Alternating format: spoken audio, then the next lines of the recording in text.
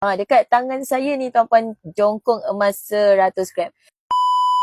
Dia bukan 100% cintaku. Bukan. So 100 gram ni tuan-puan, 2 tahun yang lepas, saya beli 100 gram ni tuan-puan bernilai RM29,000. RM29,000 tuan-puan.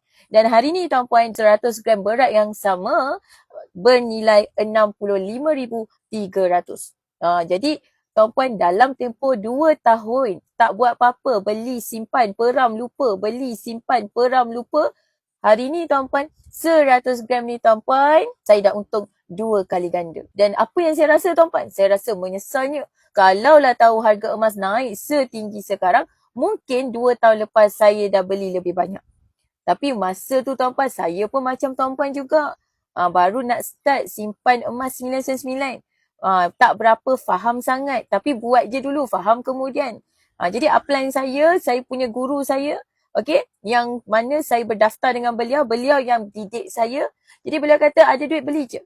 Ada duit beli je sebab setiap tahun harga emas akan naik. Kalau kita tunggu, akhirnya kita akan terlepas harga yang rendah. Okay? Dan harga yang hari ini kita anggap mahal, ianya akan jadi murah di masa depan.